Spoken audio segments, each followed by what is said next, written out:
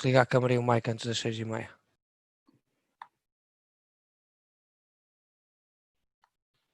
Eu desligar a câmera e o mic, é isso? Sim, antes de começar.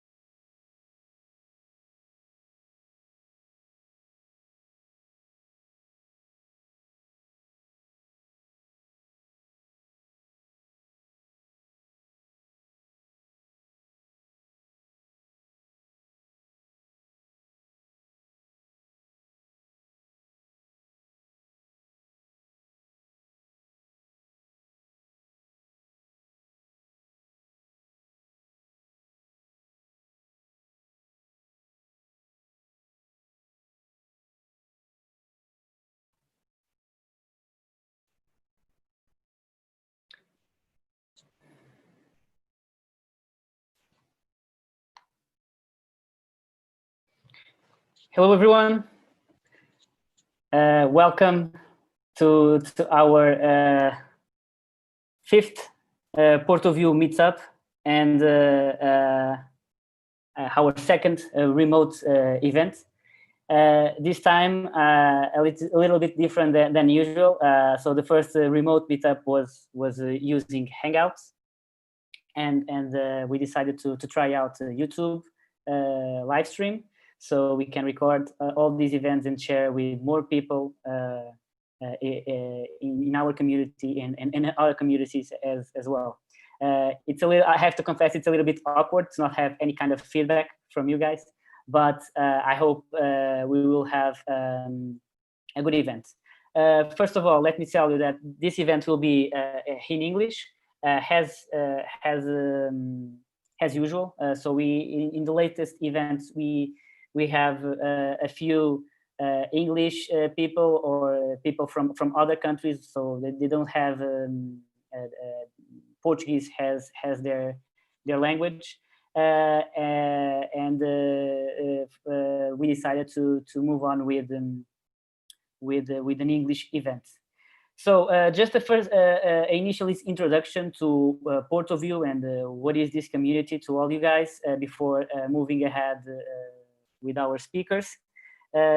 So Porto.Vue event, as most of you already know, is a community created in the Porto city around people who love and work with Vue.js. Most of the people already work with it.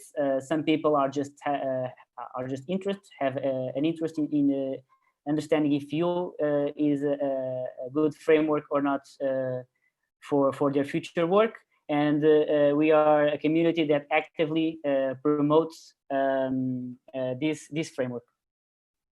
Our main purpose is to share knowledge, challenges, and experiences between all the members of this community, and make it stronger, not individually but also collectively. Make a stronger community by sharing all these things. Meetups usually happen every month. Before COVID-19 rules closed us all inside our homes, we had all these meetups happening in different hosts, different locations with different speakers. Due to all the restrictions with the COVID-19, we decided to go fully remote with these events, and we are doing it in this way now. But later on, we intend to, when things go back to normal, we intend to also go back to hosting this event in a specific location, usually in different companies. Although we don't exactly know when we will do this again. Okay. So anyway, we are not looking for hosts, but we are looking for speakers. So if you have any interest in sharing some of your knowledge, some topic that you feel comfortable or interested in working with, in sharing or doing a presentation to the community, please feel free to contact us, and we will be more than glad to help you preparing the presentation, preparing the contents, giving some tips around the talk you're going to do. Don't be shy. Most of us is the first time doing this, so feel free to contact us if you want to join us in these talks.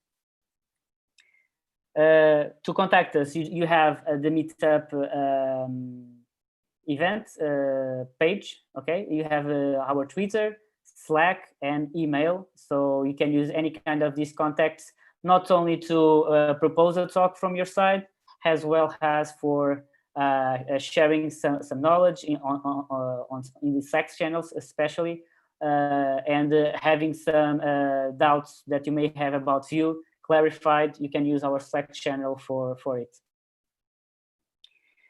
So let's go to what really matters.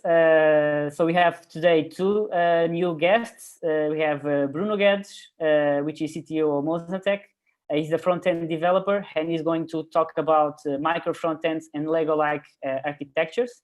And next, we are going to have Rui Posse, which is a lead software engineer in Cloudbeds, and he's going to talk about the very brand new Vite, and he's going to make a more programming session about Vite. An interesting thing also is that Rui Posse is talking from London, and he was also the promoter and the creator of the Vue Portugal community, and he's an active member in the Portuguese community of Vue as well. So Before moving on, thank you all of you guys for joining this session. I can see we have already 57 people in the call, in the live stream. So thank you very much for all your collaboration, and thank you also Bruno and Rui for joining us and having the will to share your knowledge with every one of us. So moving on, Bruno, can you join, please? Hello, thank you, Fabio. So I will just share my screen after. Yep, right now. Thank you, Fabio, for the introduction. My talk is about micro frontends and Lego-like architectures. With this talk, I intended to present the concepts on a light perspective. And my goal was just to make you a demo about what this can really do and what are the advantages of doing this kind of stuff and when you should do it or not. So a little bit about me. I'm Bruno, I'm 24. I've created Mozantech because I was always working on my own projects and I wanted to take them further. So why not to take a risk and take them further if I can? At least I want to try. So this was my thoughts when I created this company, and I currently have a couple of projects going on at the moment, and let's see how things go. So I'm motivated by scalable and atomic-like approaches. As well, as you can see, I have a little stuttering problem, so I apologize in advance for that. So as I said before, with my talk, I wanted to introduce micro frontends as a concept on a light perspective. So what are micro frontends? You have a lot of information online about this, and I just went to Martin Fowler's article and I took his description. An architectural style where independently deliverable front-end applications are composed into a greater whole. This means that micro frontends are supposed to work together. You can imagine like a bunch of different applications composing one single web page or one single application itself. They need obviously to communicate between themselves. They need to manage their states. They need to make requests. They need to inform their information to every part of the website if you need it. You don't want to make them inefficient. So it's kind of a mess up to deal with that. So you need to take a step back and look at your architectures and kind of see what's the most efficient way to do that. So just went for the advanced one slide.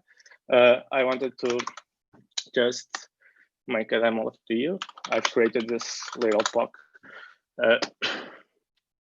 So I'm running this locally. And okay, so what I've done was I've created 3 different applications. One is written in Vanilla.js, one is built in React, and another is written in Vue. And the Vue app has an iframe with my website because I didn't want to search for a website that was blocking me for adding this into iframe, because iframe options is most of the times enabled, so I wasn't able to put any website here.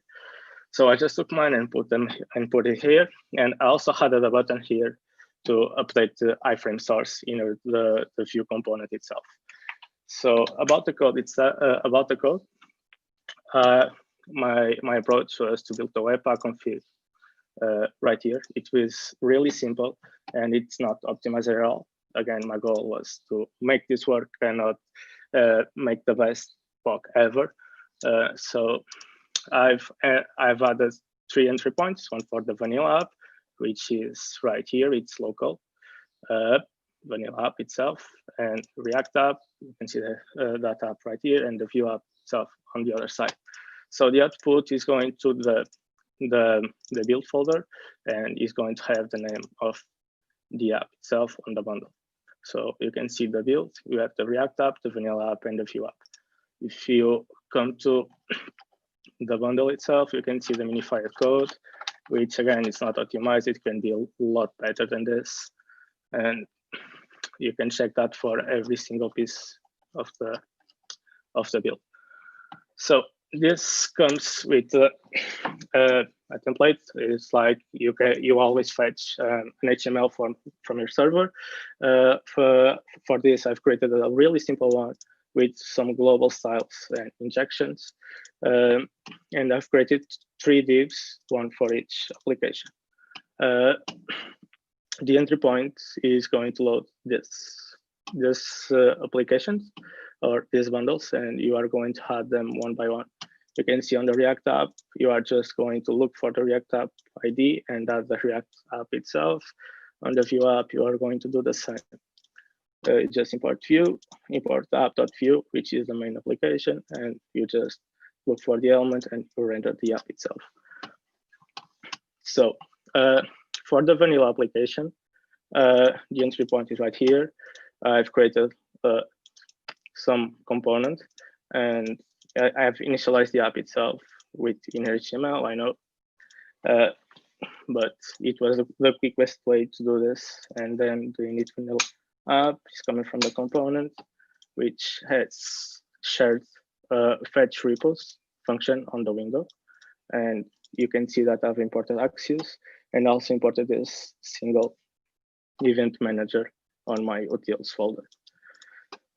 So the fetch repos app is part of the scope of the vanilla app better on the window.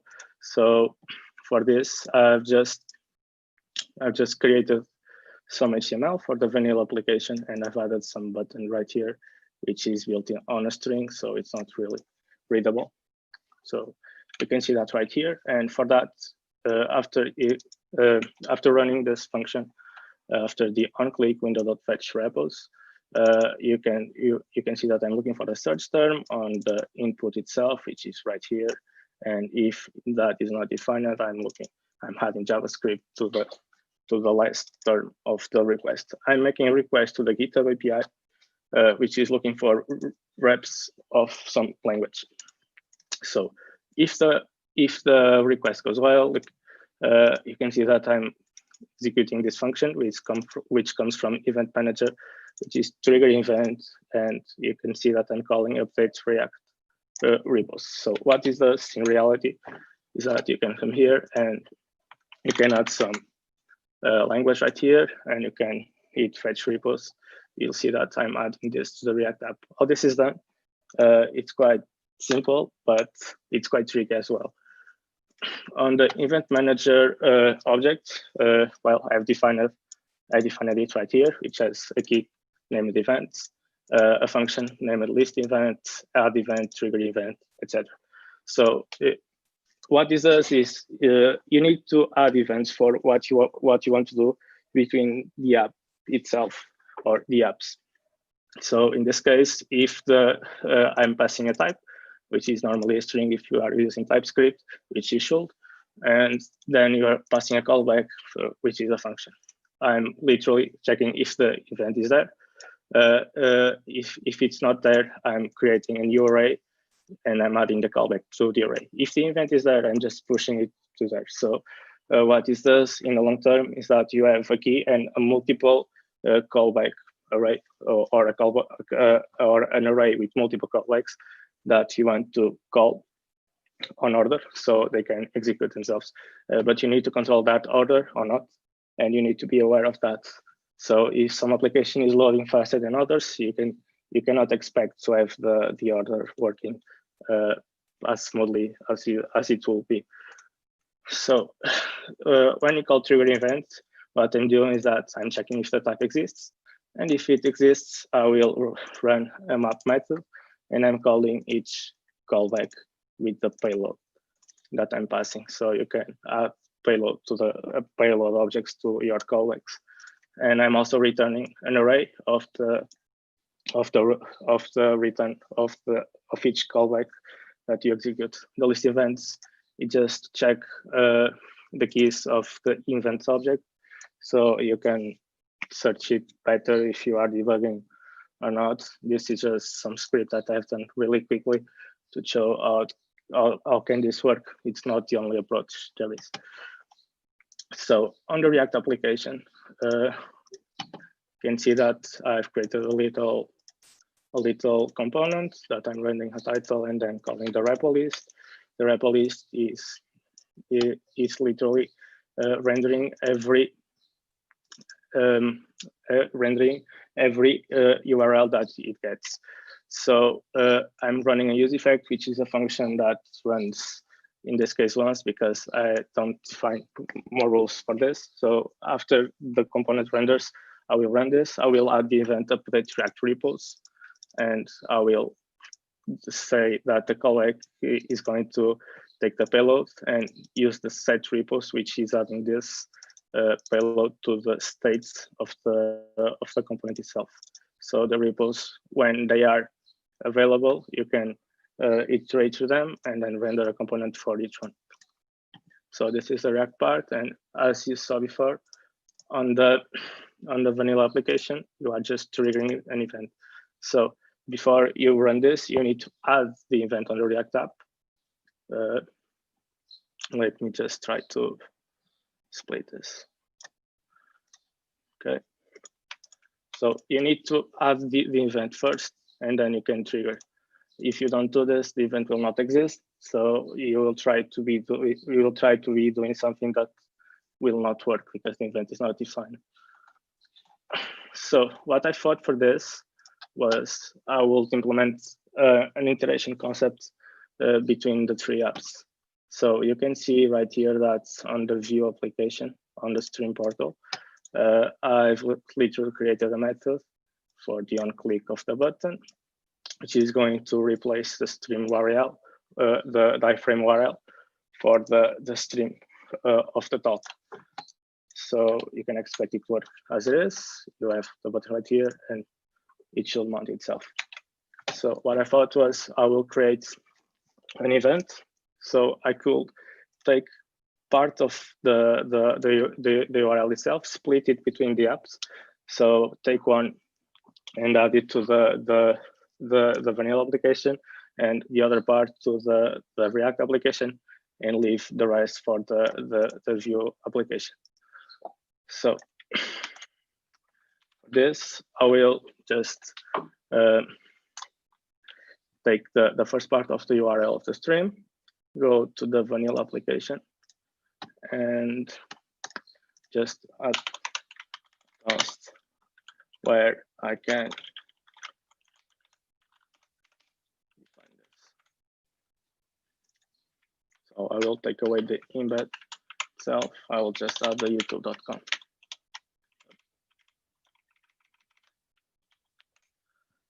So on the React application, on the repo list, I will just on the use effects, not on the use effect, but I will add right here outside of the function of the component scope, URL2. Just like that. So the first application to be loaded obviously will be the vanilla app unless something expected happens. So for the first event and to ease our lives, I will just take the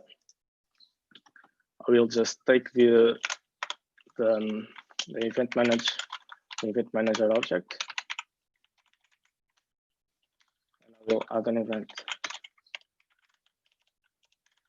I will pass it a type right here, which is like compute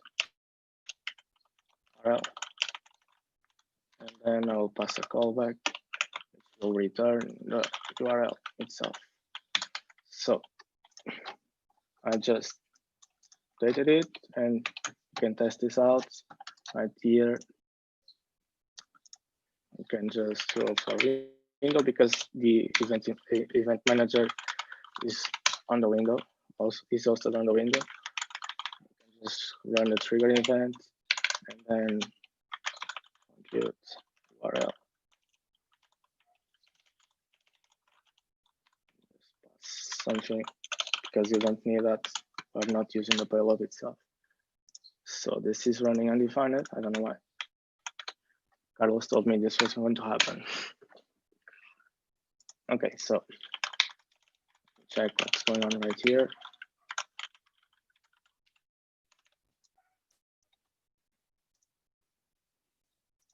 The event is not being added.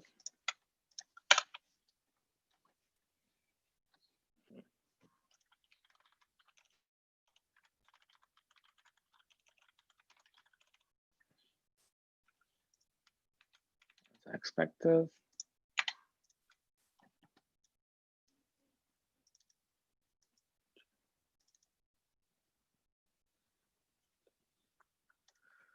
So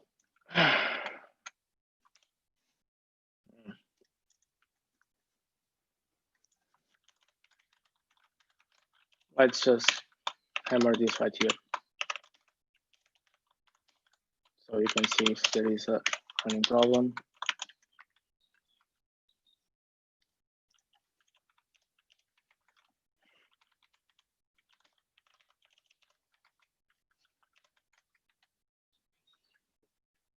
I allow the set timeout just so I can send this to the event loop and check if there is some problem with the definition of the event itself. Maybe render this and just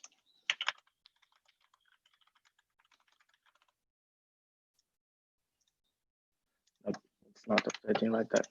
So something is going on, obviously. Let's take this around and maybe work the other part first and then look for the bug. So on the React app, I will just take this right here and do the same thing.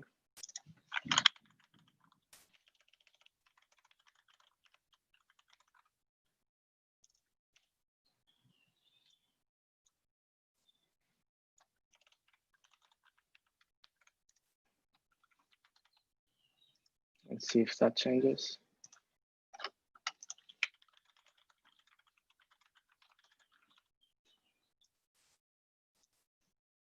Okay, you can see that React part is right there, as expected, and you can see the event manager working as I was expecting for that. So it is returning the URL too inside an array. So for the vanilla application, something obviously something is happening. So let me take the part from the repo list and go to the vanilla application itself. It is exactly the same.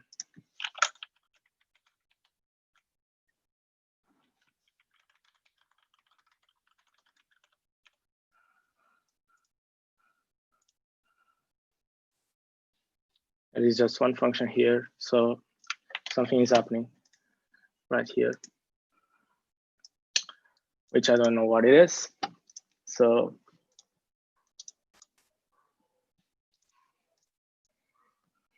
okay. Let me just add this to the response of the fetching method.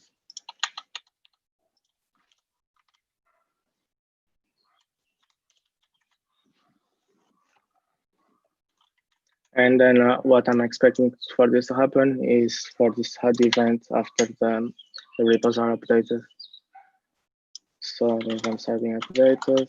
I'm going to the event manager, checking the events, and yes, I get two functions right here. So if I call this, I should get this part, and you can check that the function itself is returning the second callback.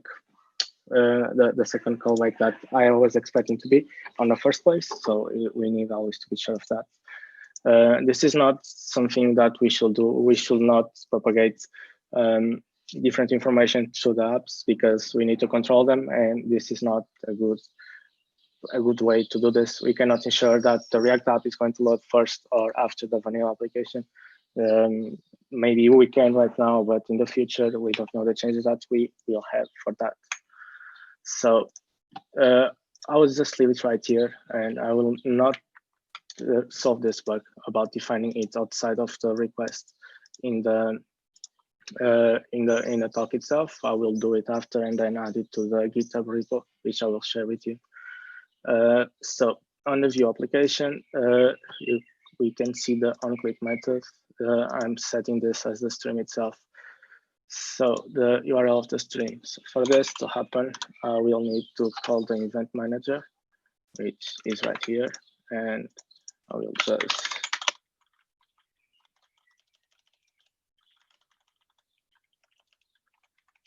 compute the URL. And just go to the event manager and go to the trigger event. Compute URL event. And then I can check that I click no because I'm not expecting nothing. So I will just add this URL.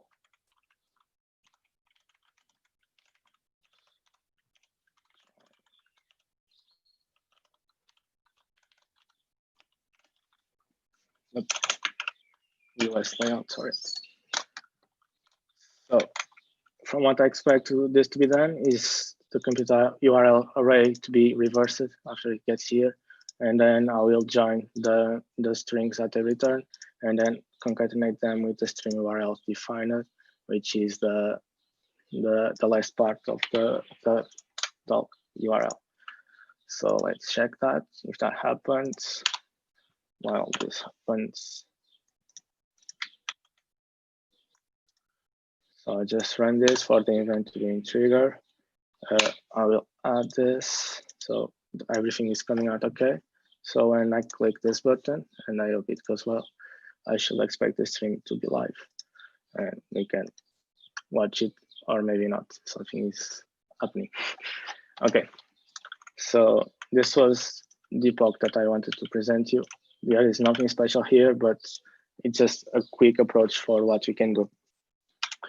What are the advantages of using micro frontends architectures? Well, you can build small and low risk and have fast deployments within your applications.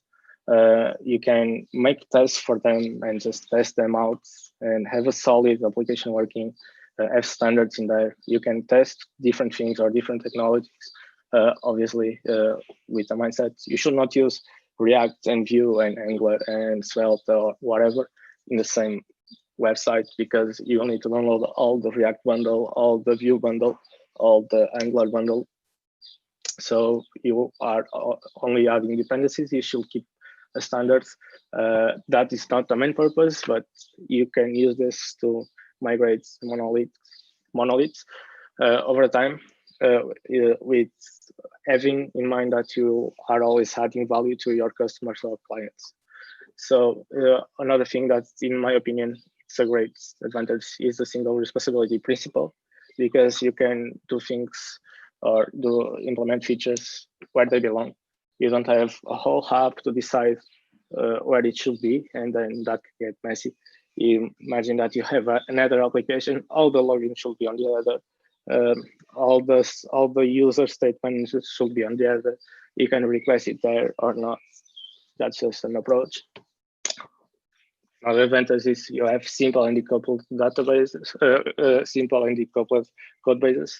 So you can make a feature or implement something on the other or on the any other app that you have, and then release it to production without having any impact on the others, unless you are trying to optimize it with some kind of vendors approach and have shared dependencies that the apps are using. So imagine that you want the React version, for example, and all the other apps do not have them or are not prepared for that. And if you have the latest one on the vendors, the other one should break. So you need to pay attention to that. And another positive point of this is that it is library and framework agnostic. You can test things out within your team. So if something doesn't work right now, you can always make changes without having a lot of costs. You can just iterate through them. Obviously, you need to think about it. You need to choose your fights. You can fight everything, but it's a good thing to know that you can always change your paths. So when should you use this? to decouple project scopes. Imagine that you have a project that you have everything messed up. You have another handling some footer logic or some product logic, and it shouldn't be there. That won't happen because it will be difficult for people to do this kind of approaches to communicate between apps. So it's easy to apply this. You will have applications that have their own scopes, and their own scopes will be easy to maintain within them. So you will use this to create standalone solutions. Imagine having a deposit section on your application. That can work outside of your application. So if you actually release another app for your clients, you can use the same deposit tools with different configs. You can share them between applications. For the tech stack migration, and for this it means, so imagine that you come to a project and you have a 7-year-old dinosaur of AngularJS that no one likes, and well, how motivated are you to work on that? So you need to find solutions to migrate that up, and you can't just take it out of there because legacy code is there because it gives money to the clients.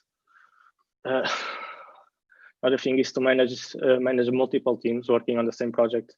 So imagine having 20 or 30 people team working on the same product, and it's hard to work on a monolithic perspective. So if you have different applications that can work within themselves or micro frontends, you can have people assigned to them, and you can change apps between people. You can have a lot more plays than you would with a single rep. And the main one for me is that it kills monolithics over time, which is a bad thing to have at the moment, in my opinion. So should we adopt this right now? I mean, well, it depends. Does your team have comfort with it? Are you okay exploring new things? Do you have time for that? I mean, if you don't have time to make unit tests, you probably shouldn't be thinking about this. There are a lot of things that you need to have to make this work, and not just doing this because it's cute or funny. So in my opinion, building some kind of micro frontends, it's not just about the micro frontends itself. It's about creating an environment that you are motivated to work on. So what is better for this than create a smooth development environment? Every decision you make has consequences. So every dependency you have will have time to your build times. Imagine having to wait 2 hours for a build to roll. Maybe you have the perfect architecture, but it takes too much time to build. So is that worth it? Maybe not, it depends on the cases. How much builds do you make per day? Is a long build time, is a large build time really impact for you? You should have rollbacks configured code standards and tests on that. So if you have a smooth environment, you'll be really motivated to work. You don't really need to have a cute or funny architecture to work on. So another point for me is that you should build tools, not only features, because imagine that you have a single application, you can build tools that you can use later. Maybe it's harder that way. It's easier to do this with micro frontends, but if you have some kind of wrapper that can make requests to an API, maybe you should put that on the side and then use them and consume from there from other applications, because maybe they will use it, maybe they will act with it, maybe they will have the same state, they will share the same types. There are a lot of things to consider, and you should not view this as you should not view this with a vertical perspective. You are building things. You are building things or products, not only features. Maybe you can deliver it to your client within 1 day, but you will lose like a week of work to refactor it if you need to change something on there. And maybe you will have to duplicate that work if you have some feature that will use that in the future. So you need to choose your fights, as I said before. And finally, reuse them. So if you are abstracting things, there is no point in doing that if you're not using that in the future. It's a waste of time. So be sure what you abstract, be sure what you build, so you can use them and take advantage of that in the future. So for finalizing my presentation, I thought about talking a little bit about my best friends on the development world. As you could see with my Vue skills, I'm not, I don't work in Vue. I literally studied something for this talk, and I made that 2 components, which are really simple. So I really like Lerna. Lerna is a monorepo approach, so you can manage multiple npm packages, and you could version them and work with them in your application. So with this, I mean, you can build some component, or imagine a style system where you have buttons, inputs, some complex formulary, some sliders, whatever. You can have an npm package for that, and then all your apps with the same visual language can consume from that. So you only need to do that once. You can maintain them there, and it's apart from your code base. Well, you can still use them there, which means that if you want to change something on the UI, you will need to release to make a publish for the visual design system, and a publish for your application where you bump that version. npm itself, npm talks for itself. There is not much that I can say. Style components, I really like this because they can manage all your CSS into your components and manage that for you. You don't need to worry about CSS splitting or some messed up global styles where you are always using important to override some third parties. You can just use that here. But okay, and just because you should always test your components, and I'm a React fan, so just is the way to go for me. So thank you, and if you have questions, just shout it. Okay, thank you, Bruno. Let me just share myself here. Can you stop sharing? Yeah, sure. Okay. Thank you, Bruno. I don't know if there is any questions. There is some delay between the live stream and the talk, so there is a question here from Rui. Okay, so Bruno, Rui is asking, this approach can also be used if you're planning on, let's say, going from Angular to Vue, right? Can you expand a bit on that? Yeah, well, I've used this expanding from Angular to React. We actually built a server that is requesting every bundle and mapping itself. So you can serve a single page with server-side render, and the app itself will mend inside of that. You can find a lot of documentation and a lot of approaches in there. I've never tried with Vue. As I said, I don't work with Vue, but well, you can do that with any kind of technology. Maybe one approach that I use most often is one example. We were using Flow on one project, and we decided to migrate them to TypeScript.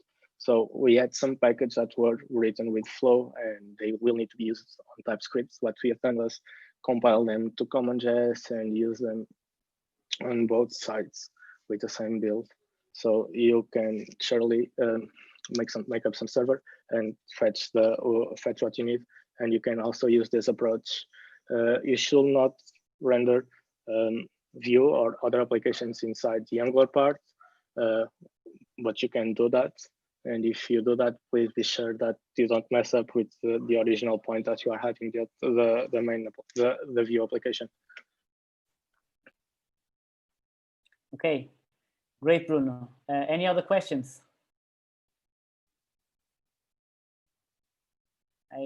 I guess not. Still, Bruno, I actually also have one question. It's very interesting to see this micro front-end architecture approach, and I was wondering, in that migration process, you need to have a main package, a core package where you integrate all these other micro applications. Okay. Sure. How do you make sure that all these applications are working together? Because I can test them and run them as a single standalone application, right? But I also want to integrate them. How do you manage that work between the different teams working in the different single standalone applications? Okay, so what we have done until now is with that server, we are hosting everything. Well, we have a stable environment or multiple stable environments. That means QA, which is not that stable. You have staging and production. What we do is we take our server and we make requests to every application, and we can get them as a whole. And then the core application, the container application, will mount them with the rules that we have defined. So if you want to test something with some version of the so imagine that you have a header and you are building a homepage, and you need to be sure that you have logged in on the other. You can just request it to any environment that you have, so you don't have to run multiple applications on your computer, so it will burn out really quickly. And you can integrate them locally and point your environment to the QA environment or the staging environment. So you need to make multiple plays so you can test things together while you are developing. Another thing is if you are using some config package that you can do, you can configure that to point to whatever you want. So the configs that you are using will probably work on the other application that you have, or if not, you can just add more features to it and you will mature that package. And another point that can help with that and be sure about the deployment process is end-to-end tests. If you have end-to-end tests that can ensure you safety for the applications, you'll be sure to send something out without breaking any part. Because if you miss an event that you need, the app will break. Everyone. Okay, great. We have here two other questions just arrived now. So first, it's David Pissarra, which is asking, are there any success stories of using micro frontends out there? A big website that uses this approach? Yeah, you can check you can check that Facebook and Spotify, and I think Fiverr also. I've looked at that while I was researching for this stuff, and they have successfully done that. Another one is we are using it and on TVG. So okay. I think I also know. I also can confirm there is a few big players working with this approach. I can't specify one now, but there is a few. Second question, Maria Bravo she's asking, when should we use micro frontends in a project? With big teams or small? Is it easy to maintain if it's a small team?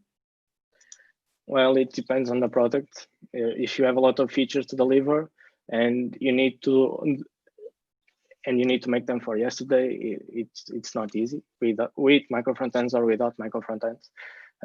It will sure add some time to your development process, and it will break most of the times, as you could see on my talk. I don't know why that was happening, but I wouldn't be solving that. I found the solutions for the talk and I did it. It doesn't mean that it will work flawless, but if you have the resources for that, you will lose more time doing stuff. You will lose a lot more time planning architectures. You will plan a lot more about utils and tools, but you need to have the time and the flexibility to that. You shouldn't do that if you are always running against time. Okay, great. I'll just have here two more, and I will move on to the next guest. Okay. So the next question is Eduardo Guedes. Is asking how hard it can be to manage events between micro frontends with different DOM abstractions.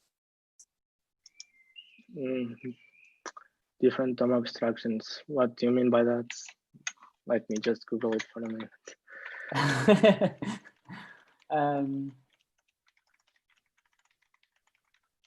It will be easier to be on the talk. Yeah. Yeah, sure. Eduardo, can you just clarify a bit better in the chat section? I will move on to the next one.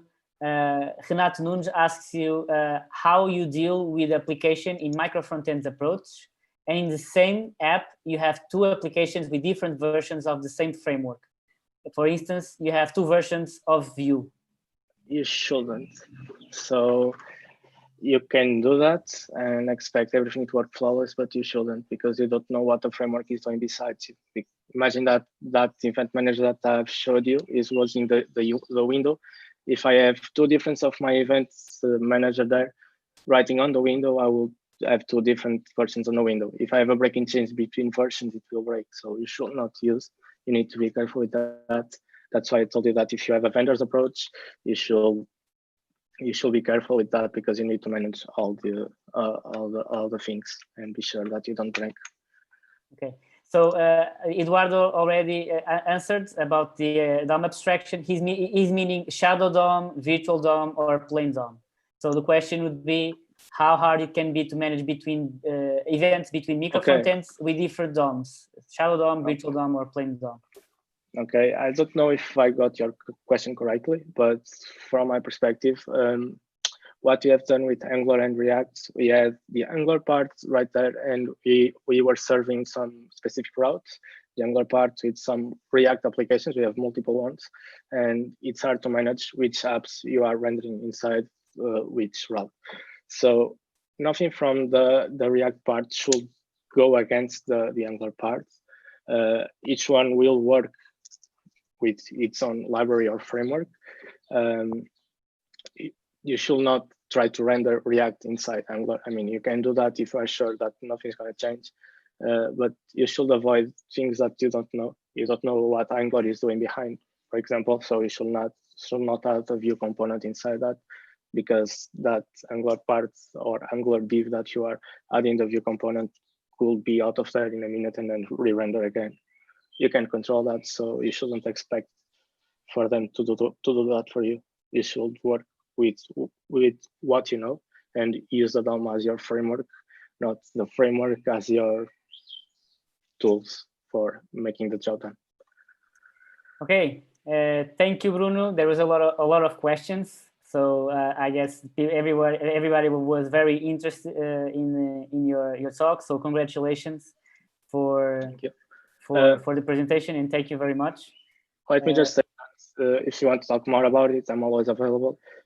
I don't know if I got your question straight, so you can always email me or ping me. I'm on the Slack channel, so feel free to do that. Yeah, thank you very much. So moving on, next we have Rui Posse.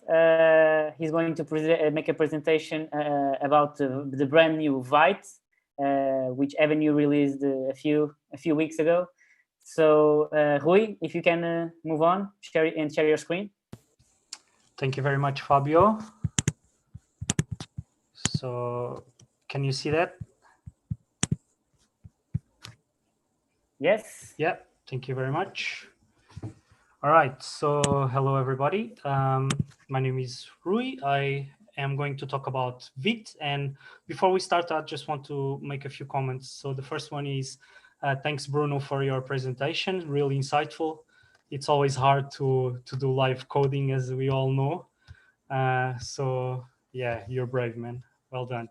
I also want to say thank you to Fabio and Carlos for the invite to Porto.Vue. And let's talk a bit about Vite, shall we? So again, my name is Rui. I'm a lead software engineer in Cloudbeds. I'm also the co-founder and CTO of Remote Crew.io. We're always looking for Vue.js developers to work on projects. So if you're interested, feel free to reach out. I'm one of the co-founders of the Vue.js Portugal community, and I'm also the co-organizer in Vue.js London, where we have done two very big conferences in 2018, 2019. This year, probably not going to happen because situations and virus, and yeah, but hopefully maybe remote. We'll see. So right before we talk about Vite, let me give you a quick introduction to what JavaScript modules have been, or the evolution of what JavaScript modules were. I think it's important to give a bit of context on what Vite is and how it showed up. So basically, when it comes to dependencies, JavaScript is JavaScript dependencies, they are implicit. So that means it's up to the developers to manage those dependencies manually.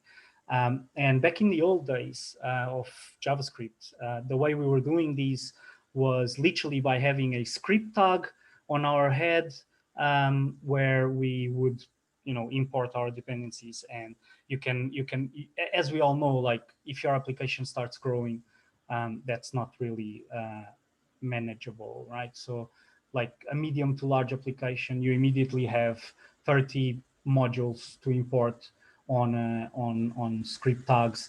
And it's a problem when you want to add another one, right? So does it go, where does it go? It goes before X, Y, Z, then it can go before other ones, and then you can have circular dependencies, and it becomes a bit crazy. So even with Backbone, this is what we were doing, right? We were having script tags on the head, and that's not really scalable. So when things started to evolve a bit more, one of the immediate challenges that was tackled is the module dependencies, right? So even before that, we had a pattern that were calling revealing module pattern. So it was based off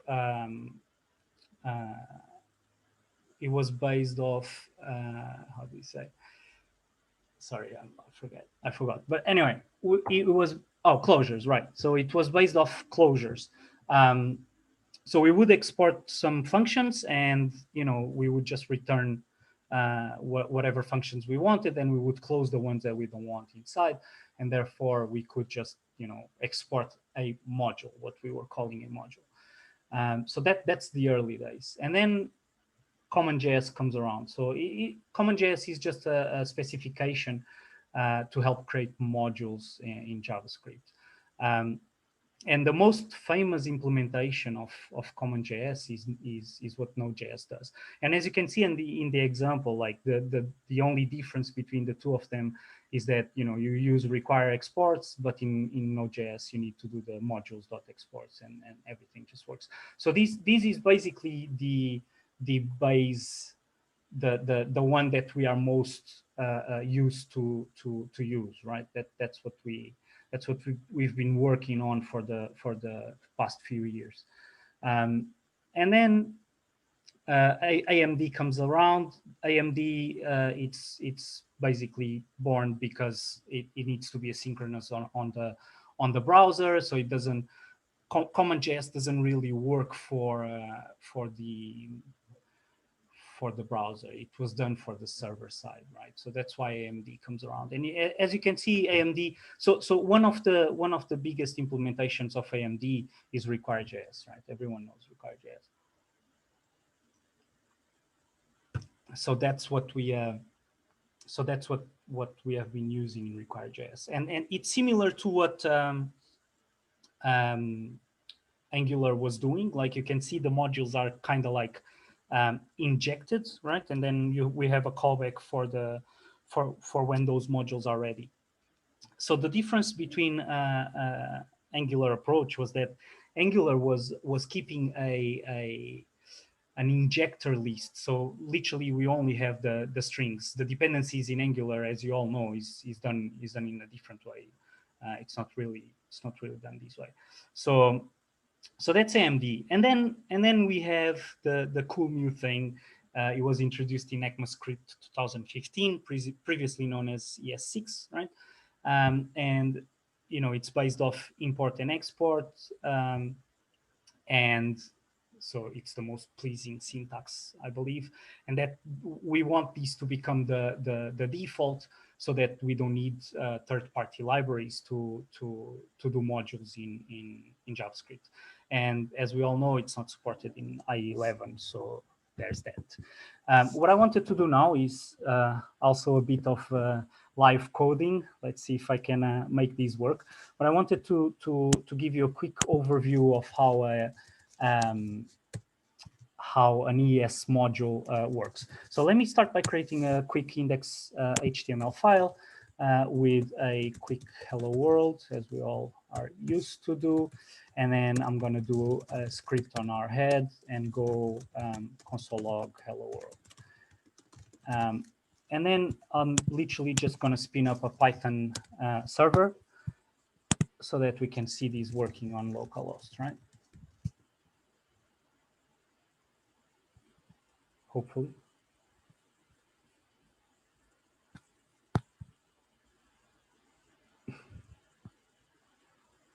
All right, it's a simple localhost.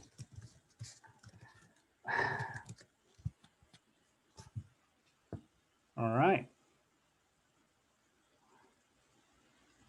It's literally a simple localhost. What's going on?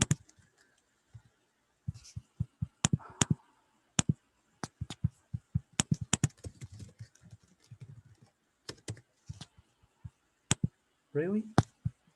All right, I see. Can you all still hear me? Yeah. Yeah, thank you. All right, sorry, I had my VPN on. Cool, so let's go. So there's our web server showing hello world, and we can see on the console. Actually, let me open the network tab. So we can see hello world there. Our fav icon is missing because we don't care about it. And, you know, pretty simple stuff. That's it. If I do a bit more interesting stuff, and I console log these and I console log the window, everyone knows that these is, they're both the same. So the scope of the script tag and, sorry, the scope of these and the scope of window, it's more or less the same, right? So this script tag has this window scope. If I create another script tag and I do console log these, that's also going to be window. This means that both scripts, they share the scope. So if I create a variable in one script and I console log it in another one, we'll see that we get one, right? So that this is because they are sharing the scope. And that's going to be relevant for what I'm going to say next, because if after these I go like type module, that's going to create an ES module. And you'll see it gets really interesting because you can still see that the first script contains these as window and the window obviously as the window object. But on our module, these is undefined. That means, you know, before ES modules, we had one scope. We had the function scope. Then ES6 comes along and introduces another scope, which is a block scope introduced by let and const. And now we really have another scope. It's the module scope, which is not shared by two different modules. So if that one is module, you'll see that they will both be undefined, right? This is really interesting. So now what I want to do is I want to create a file. So I want to move these. I want to move all this code to a file. So let's create our main.js. And in main.js, we're going to literally paste what we had before. And let's see, all still works. So as expected, everything still works, but you see that this is undefined, obviously. But in our web server, you'll see that now we got a request for the main.js file. That's pretty cool because now the browser knows when it's reading JavaScript, when it's interpreting JavaScript, that it needs to request another modules, right? So now the browser is our graph dependency crawler, right? But I'll get to that in a bit. So let's make it a bit more interesting. We're gonna go import add from shared utils.js, because we're gonna create this module, and we expect our module to just add 2 numbers. So we expect the result of these to be 7. So let's create it. Actually, I need to point to it. Cool. So now utils.js, and in our utils.js, we're going to do export function add. We're going to do xy, simple stuff, return x plus y, and import, and that should do it, I guess. All right, we have 7. That's pretty cool. So now we can see our network tab starts with main and then gets utils, and our web server can return those files. So the browser understands, like, the first file depends on another one. Hang on a second, let me go fetch that, and only then I'm gonna do I'm gonna continue with this file. So that's pretty cool. Another cool thing about these is these URLs, because we have a web server, like, this can be absolute, right? So if I take the relative part of these, everything still works, right? And these allows us to leverage on a really interesting thing, because if we can use some service like pkdev, that it's like a CDN for modules. If we go to Lodash, we can see that there's these Lodash exported as ES modules package, right? So if I import it and I put it there, and I ask for add from Lodash, theoretically, because it's an absolute path, it should work, right? So there you go. The browser understands that where the module comes from, goes and requests it, and then there's some pkdev stuff happening that makes us request 2 modules, but that's Lodash, right? So I find that to be really interesting, because imagine a day where we don't need npm to fetch our modules, right? That's pretty cool, in my opinion. Anyway, that's a bit utopic for now. Anyway, utopian, shall I say. Anyway, so that's pretty cool. I don't know if I'm forgetting to say some more cool stuff, but right, the course part. So obviously, don't forget that we are still requesting from a CDN that has cores enabled. So that's why this works. You can see the first header is access control allow origin. So if you want to do something like this, don't forget that your server needs to be configured with cores, otherwise it's not going to work. So yeah, there's that. Let me go back to my presentation. Let's talk about some more cool stuff. So Vite or Vite. I think we should say Vite. I don't know. It's a French word, so it's up to you. So Vite is a build tool. Is a build tool and a web dev server, right? And it's a web dev server that relies on ES modules in development, and it's a build tool that relies on Rollup for production build. And the reason why Vite uses Rollup for production is that Rollup is ES modules first, so it aligns with the philosophy of Vite. So that's why Evan decided to go for Rollup. CommonJS, Rollup supports CommonJS, but it's like an afterthought of the bundler, right? So inevitably, we've all used Webpack, right? At some point in our careers, and eventually, you need to bundle your files. You can't just get our main.js file into production and then expect the browser to go fetch everything for you, like jamming the network stack with hundreds of requests. Like if you have an application which has like 20 routes, each route has like 20 components, 10 to 20 components, right? You're going to be talking about, say, something like 400 components, 400 modules that the browser is going to have to fetch, and fetching like 400, 500, 600 modules in parallel. That's not acceptable. So eventually you always need to bundle your code. But the premise here is that why would you have to go through the bundling of 600 modules if you only want to, in development, if you only want to work on your homepage or on your product detail page, on your profile detail page, any simple page that relies on 20 modules, why would you have to wait for Webpack to bundle it's transpiling, compiling, transforming, whatever you want to call it, like bundling, and only then you get your you get to work on your very simple product detail page that actually it's one component. So I find these to be very heavy. Like in a medium application, Webpack takes 1 minute to spin up. I don't think that's the future.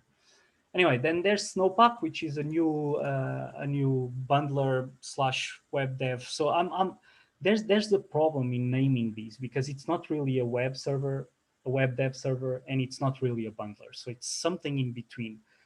So that's why there's not really a proper name for it yet. But we'll get there. Probably build tool is the one that sticks. But anyway, so in Snowpack, Snowpack 2 is the one that we are going against here, or not against. They can coexist, but so the one that we're talking about is Snowpack 2, and the difference between Vite and Snowpack 2 is that Vite is much more opinionated, and obviously it's opinionated for the Vue.js world. But you can still use it together with Snowpack. You can pre-bundle some modules that you would need to serve even before you go to the browser. But we'll get to that in a second. Anyway, another cool thing is that Vite tries to mimic exactly what we were used to do before. So if you go from Webpack to Vite, you should feel at home, except for the very big configuration part that you have to do with Webpack.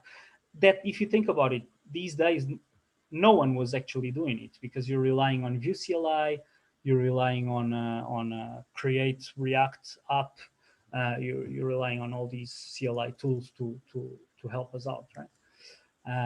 So with Vite, things should just work out of the box.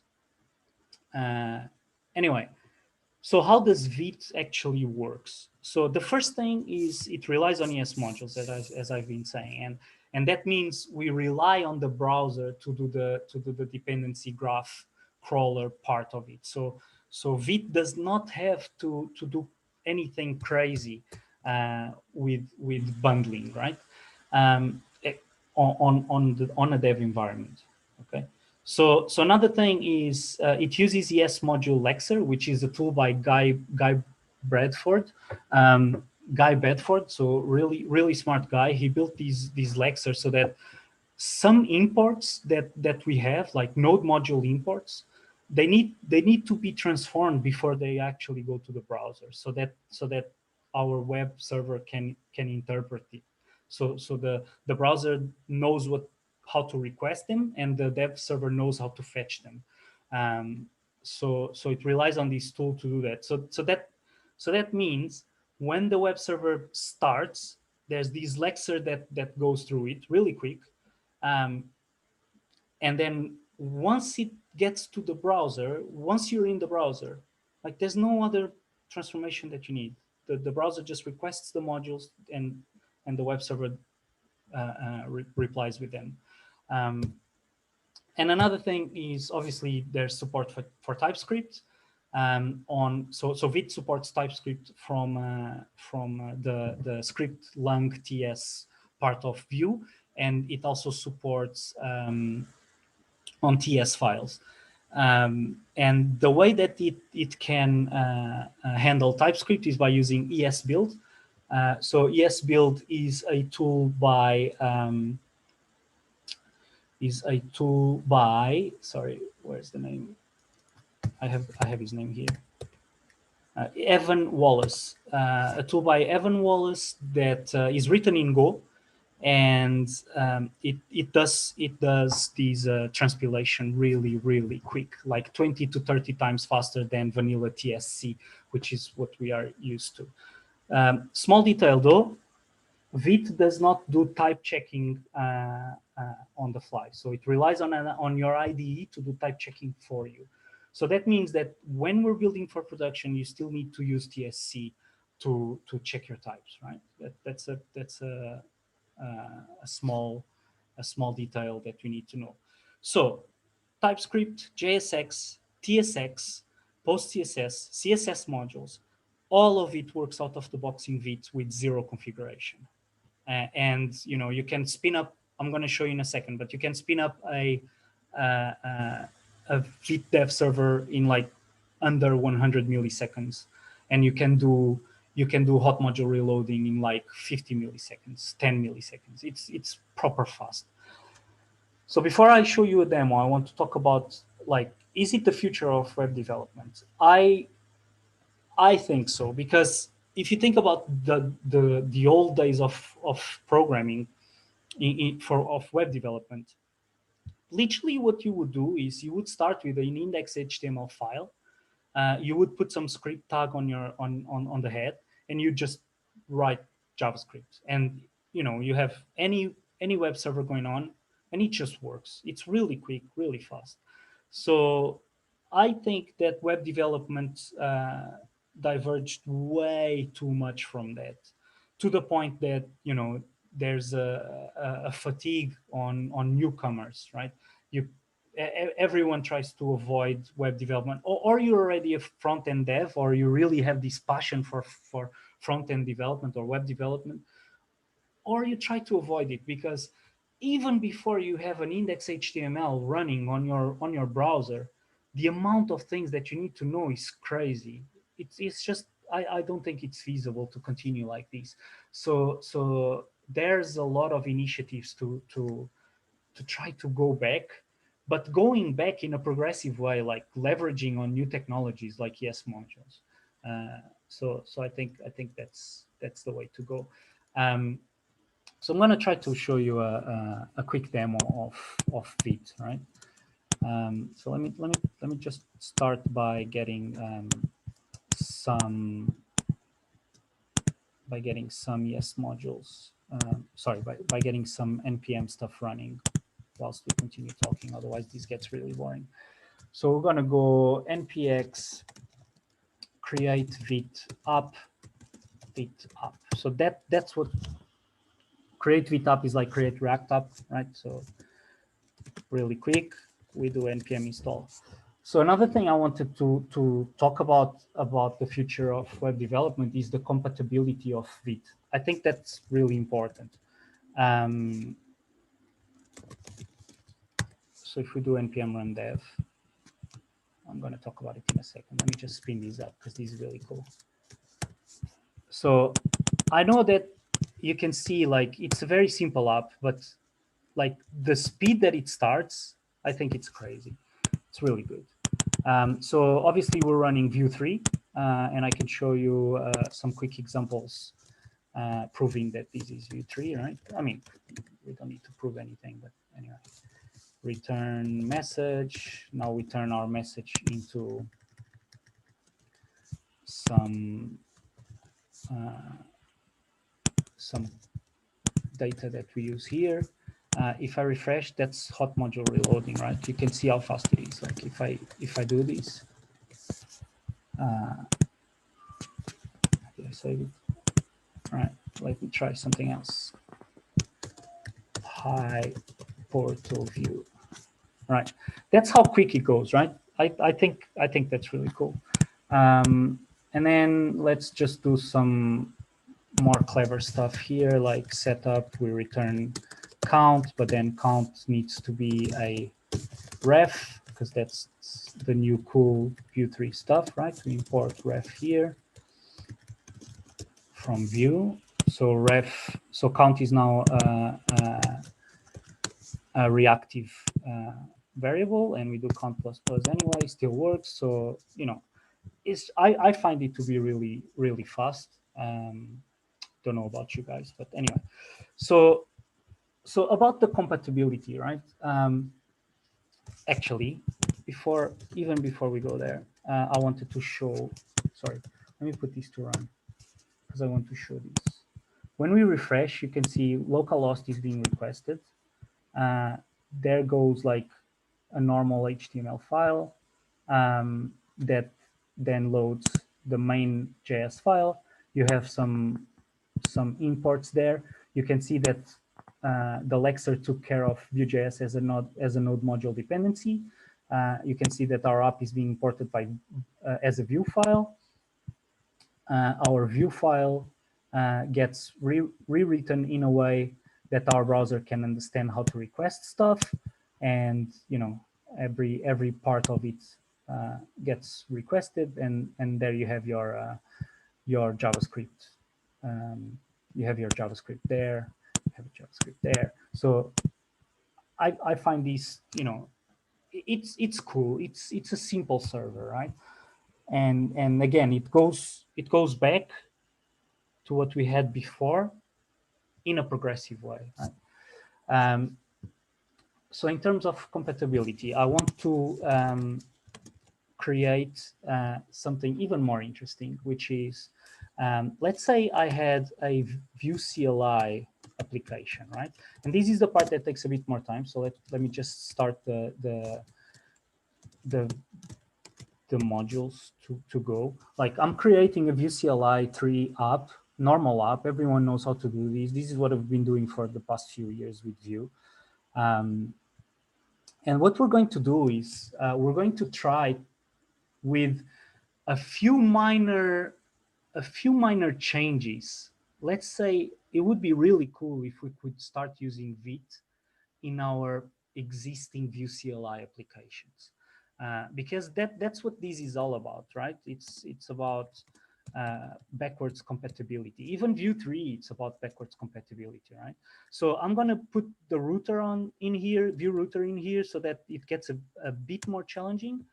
And you know, just some standard configurations, and now we wait for npm install.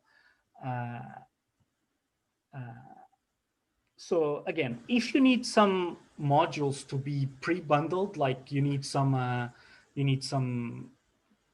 don't know, anything you need to pre-bundle before it goes to the browser, you use Snowpack for that. So Snowpack goes together with Vue. Also, Vue, so Vite does not, sorry, use it with Vite. So Vite does not ship with Vite does not ship with Babel or Auto Prefixer or anything like that. You use rollup plugins to achieve that. So that also helps on the backwards compatibility, right? Everyone that used rollup is used to the plugins that you can use with rollup. So that's another compatibility thing that you can use. So let's see if we can get these to run, right? This is the cool part. So we go, first thing, let's install, let's see if it runs, right? Because I was thinking that spinning up a very simple web server would work, and then it didn't. So. Right, cool. So that's our app, Vue CLI, standard app, working, all good. Right, so now let's install Vite. And it's obviously a dev dependency. And then whilst that installs, we're going to create a dev script like we had on our Vite app that run just Vite.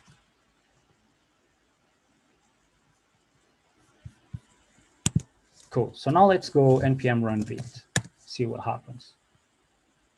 No, npm run dev, that's what I meant. Cool. So a lot of errors, right? We need to go and tackle these really quick.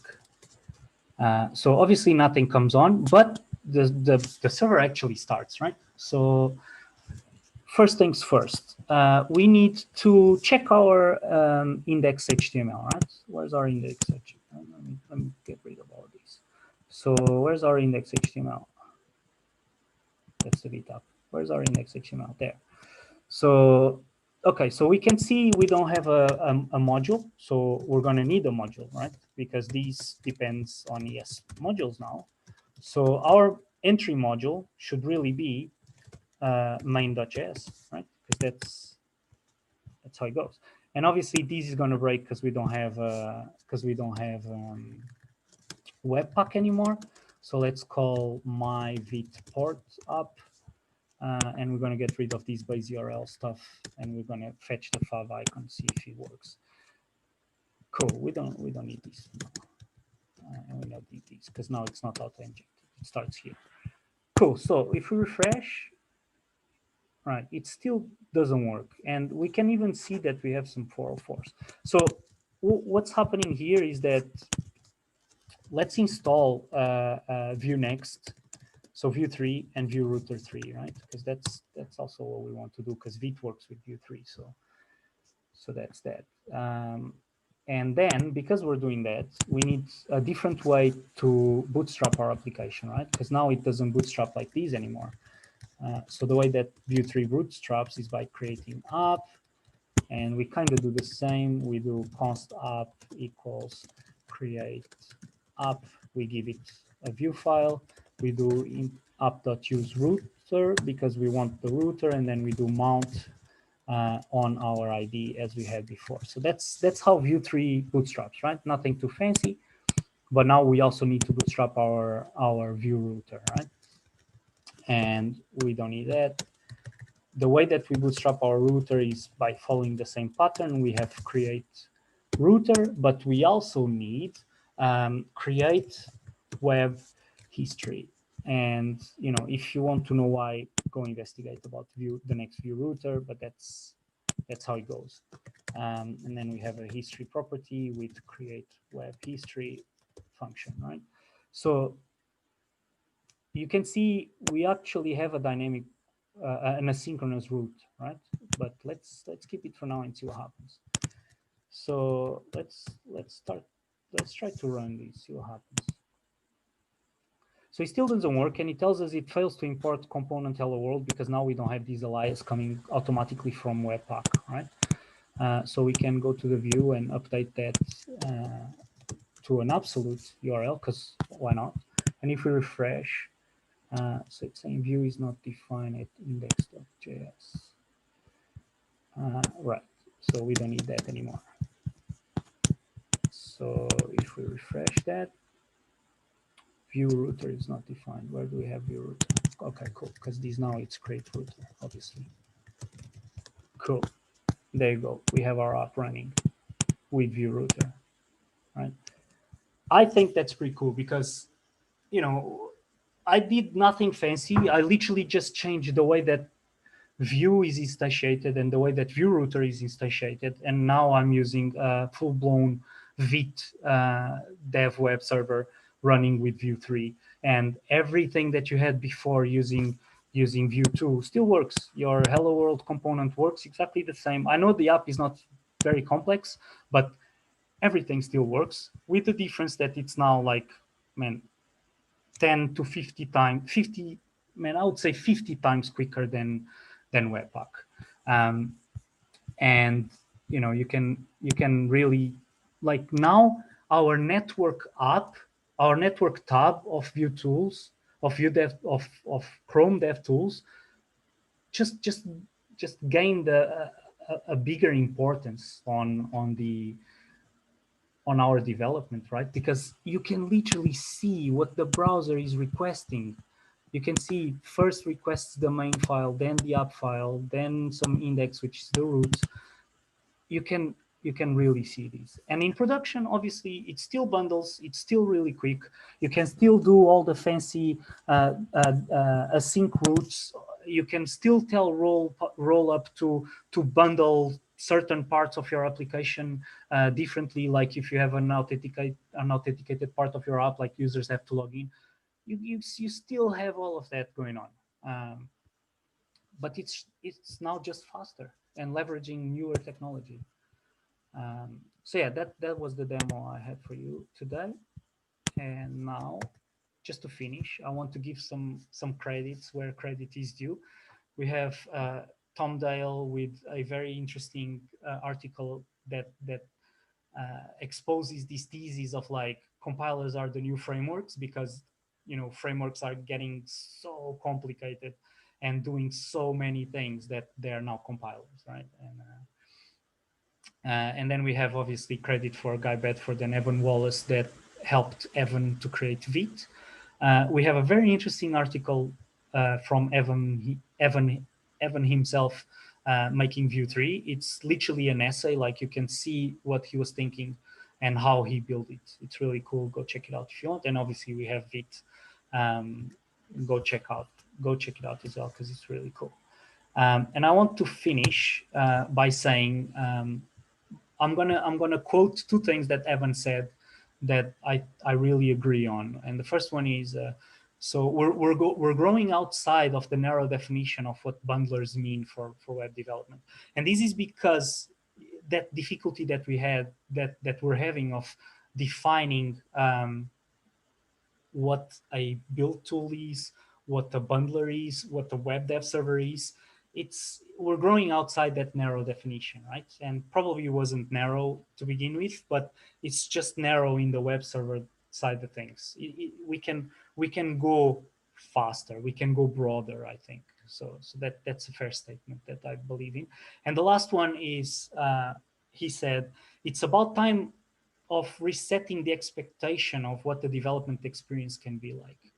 And this is, I really believe in these, like the future of what the experience of a web developer has to be in the future needs to change. And I think that this is a step in the right direction.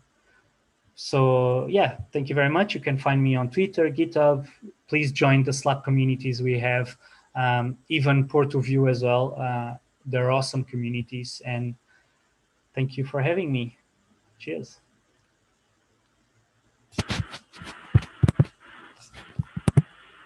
Thank you, Rui. Very, very insightful. I personally also believe that Vite is going to revolutionize the future of web development, and it was impressively fast. Especially the auth reload and the loading of the application. I don't know if there is some people with questions. So if you have a few, please put it on the chat so I can ask Rui. I will, while I'm waiting, I will do actually one question, which is, have you tried already to migrate Vite into a legacy Vue project, so a big one? Not in production yet, but I am close to achieving that. And I honestly believe like it's literally what I've showed you. It's not going to be harder than that, because even Vuex, I didn't do it because, I didn't want to take more than 30 minutes, and I probably took more than 30 minutes. But literally the way we've done Vue Router, you can do Vuex as well. So, man, I really think it's not that complicated, honestly. Okay. And have you tried? You said that Vite has a TypeScript compatibility, so it kind of. It does have. I haven't tried it yet. No. Okay, haven't tried it. So no, yeah, I would be interested to know more about it, because actually I work in a really big TypeScript project with Vue, and it takes a lot of time to load. I mean, so I would say that is going to be harder, because the way that you are doing Vue 2 with TypeScript, it's different from the way you're going to do Vue 3 with TypeScript.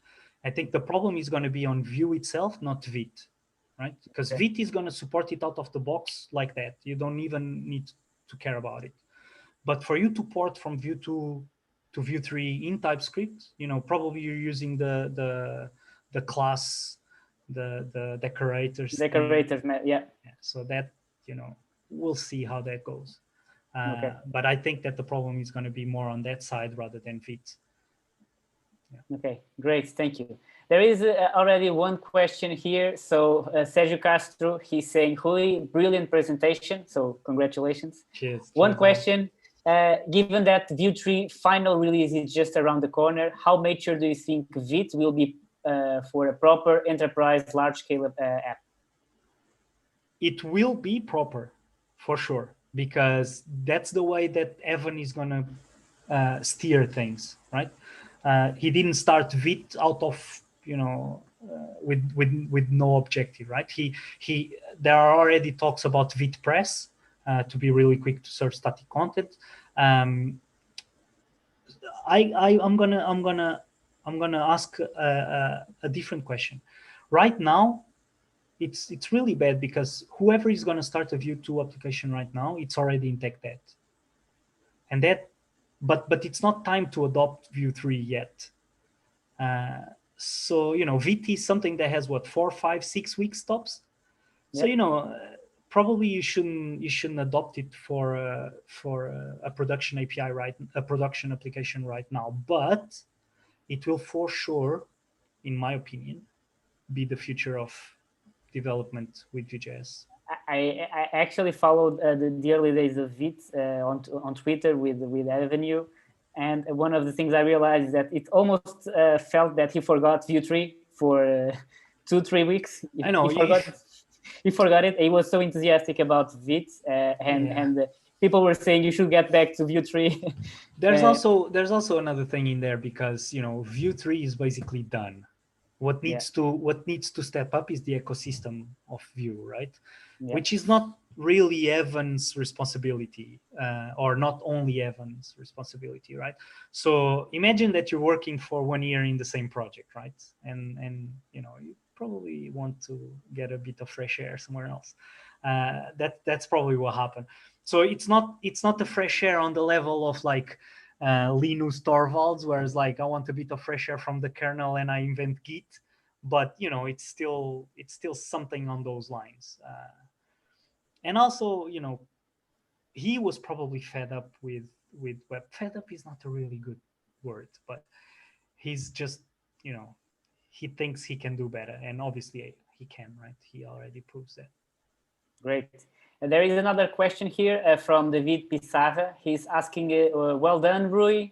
Does Vite support Sass, Less, and all the CSS flavors out of the box, or do we have to configure any Vite plugins to support it? So, I forgot to talk about CSS actually. It's supported out of the box, zero configuration for CSS preprocessors. So you just go on a normal Vue component as you would do before. You do style lang equals SCSS, Sass, whatever you want, and it should support out of the box. Yeah. Okay. It's really cool. It's really cool. Not sure if there is any more questions. I guess not. Everyone's still on the part of like getting rid of NPM, right? A bit like what it's a bit like what Dino is doing, right? The new node, right? It's there's a repository of dependencies. You fetch them from it, and that's it. It just works. I think that could be the future. Yes. Actually, Evan, you have had some doubts about it. And some issues. Everyone has doubts about it, but if you think about it, that's how Go works. That's how Python does. That's how I think Ruby does as well. So cool languages are doing it. JavaScript needs to step up. Needs to be easier to start with. Cooler dependency management. That's what we're aiming for, I guess. I hope. Yeah, we are hoping for that. So I think we are done. There is no more questions. So Rui, thank you very much for your very insightful presentation. Thank you again, Bruno, for your presentation as well. I actually would like to see an implementation of micro frontends with Vite. I think that would be challenging. But I'm pretty sure that everybody enjoyed the presentation as well. We will send you, we'll share with you the slides of the presentation to you guys via our communication channels, and get ready for another Vue.js meetup in about a month or so. Again, if you want to make a presentation, feel free to share and get in contact with us. We are more than welcome to have you joining these events. So thank you guys. See you next time, and hope you have a great month, and hopefully with less constrictions from the COVID-19. Okay, guys. Thank you very much. See you next time.